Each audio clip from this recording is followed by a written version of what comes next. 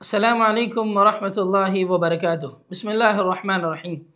मसलुल्लज़ीना इत्तख़ज़ू मिन दूनिल्लाहि औलिया कमसलिल अन्कबूत इत्तख़ज़त बैता व इन्न औहनल बुयूति लबैतुल अन्कबूत लौ कानू यअलमून। महतरम नाज़रीन, जो आयत करीमा आप लोगों के सामने पढ़ी गई वो सूरह अन्कबूत की आयत है, आयत नंबर 41, जिसके अंदर अल्लाह रब्बुल आलमीन ने उन लोगों की मिसाल मकड़ी से दी है जो अल्लाह रब्बुल आलमीन के अलावा दूसरों को अपना सहारा और दूसरों को अपना माबूद मानते हैं। वैसे तो अल्लाह रब्बुल आलमीन ने कुरान मजीद के अंदर बहुत सारी मिसालों को बयान किया है और अल्लाह रब्बुल आलमीन ने जो मिसालें बयान किया है वो लाजवाब है, उसकी कोई मिसाल ही नहीं है। बहुत सारे जानवर हैं, लेकिन अल्लाह रब्बुल आलमीन ने मकड़ी से उन लोगों की तशबीह क्यों दिया है जो अल्लाह के अलावा दूसरों को अपना सहारा मानते हैं। तो चलिए इस आयत करीमा को ज़रा हम गौर से और बारीकी से समझने की कोशिश करते हैं। पहली चीज़ तो ये है कि मकड़ी जो वो अपना घर बनाती है वो बहुत कमज़ोर होता है।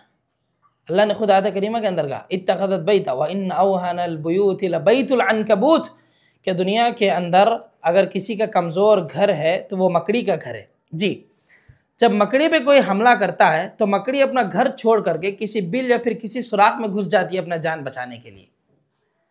अल्लाह ताला इस आयत करीमा के अंदर मकड़ी की मिसाल देकर के ये समझाना चाहता है कि जो अल्लाह के अलावा दूसरों को अपना मददगार, अल्लाह के अलावा दूसरों को अपना सहारा मानते हैं, वो एक ऐसे और ऐसे कमज़ोर, एक ऐसे लाचार को अपना मददगार समझ रहे हैं जो मुसीबत आने पे खुद को नहीं बचा सकता, वो तुम्हें क्या बचाएगा।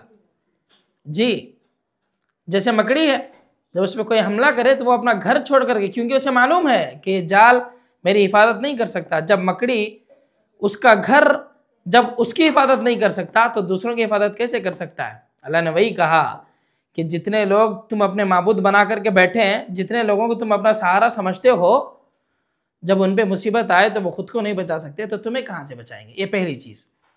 और मकड़ी के ताल्लुक से दूसरी चीज़ ये है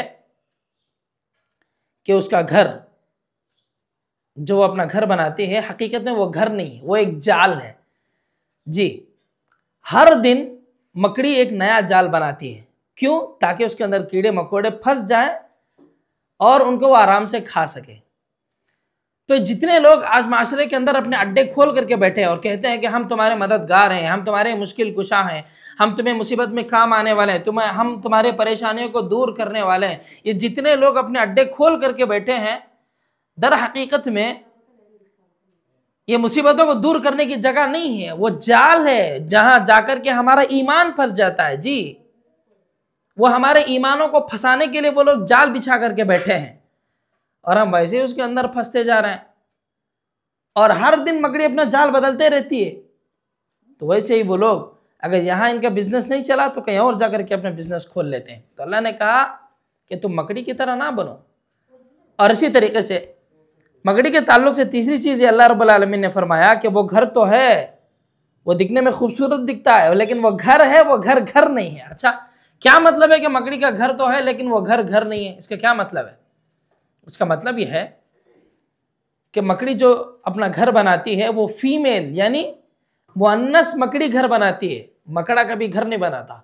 जी, तो इससे नुक्ता क्या मिला कि जिस घर के अंदर औरत कमा करके लाती हो और मर्द बैठ करके खाता हो तो वह घर तो है लेकिन वह घर घर नहीं है।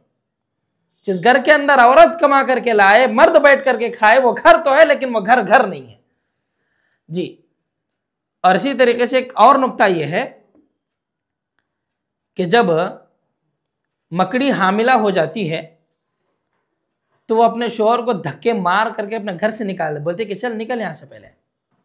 जी, तो इससे नुक्ता क्या मिला कि जिस घर के अंदर शौहर की इज्जत ना हो वो घर तो है लेकिन वो घर घर नहीं है। एक और चीज मकड़ी की खुसूसियत यह है कि जब बच्चे उसके बड़े हो जाते हैं तो बच्चे खुद जान से उस मकड़ी को मार देते हैं। तो जिस घर के अंदर माँ की कोई कदर ना हो वो घर तो है लेकिन वो घर घर नहीं है। जी, बस खुलासतुल कौल ये है कि अल्लाह रब्बुल आलमीन इस आयत करीमा के अंदर ये समझाना चाहता है कि जो लोग अल्लाह रब्बुल आलमीन के अलावा दूसरों को अपना मददगार, अपना मुश्किल कुशा, अपना हाजत रवा, जो मुसीबतों को दूर करने वाला, जो राज़िक जिनको समझ कर के लोग बैठे हैं, वो तमाम के तमाम मकड़ी की तरह हैं, कमज़ोर हैं, लाचार हैं। अल्लाह के अलावा जितने लोगों को हम जो है अपना कारसाज, अपना मददगार हम समझते हैं, वो पूरे के पूरे तारे अनकबूत है। अगर दुनिया के अंदर किसी का मजबूत सहारा है तो वो सिर्फ और सिर्फ अल्लाह रब्बुल आलमीन का सहारा है। अल्लाह के अलावा दुनिया के अंदर किसी और का सहारा नहीं है, उसके अलावा और उस जैसा जितना मजबूत सहारा किसी और का नहीं है। जी है, हमें ऐसा लगता है, मकड़ी का जाल देखने के बाद लगता है कितना खूबसूरत है और कितना मजबूत जो जाल है, हमें ऐसा लगता है। नहीं, अल्लाह के अलावा जितने लोग मददगार हैं वो सारे के सारे तारे अनकबूत हैं। अगर दुनिया के अंदर कोई मजबूत किसी का सहारा है तो वो सिर्फ और सिर्फ अल्लाह रब्बुल आलमीन का सहारा। अगर और आगे अल्लाह रब्बुल आलमीन ने फरमाया लौ कानू यअलमून, काश के जान लेते। दुनिया के अंदर कितने ऐसे नादान हैं जो इल्म ना होने की वजह से, सही दीन ना होने की वजह से, सही दीन की नॉलेज ना होने की वजह से उधर इधर भटक रहे, और कई लोग जो अपना जाल बिछा करके बैठे हैं वहां जा करके अपने ईमानों को फंसा दे रहे हैं। तो ज़रूरत इस बात की है ऐसे जालों के अंदर ना फंसें, सही दीन की नॉलेज हासिल करें और सिर्फ अल्लाह रब्बुल आलमीन को अपना मददगार, उसको मुश्किल कुशा और अपना हाजत रवा माने। अल्लाह रब्बुल आलमीन से दुआ है कि अल्लाह ताला मुझे और आपको खालिस अल्लाह रब्बुल आलमीन को मजबूत सहारा बनाने के अल्लाह में तौफीक बख्शे। आमीन या रब्बल आलमीन। अस्सलामु अलैकुम व रहमतुल्लाहि व बरकातुहू।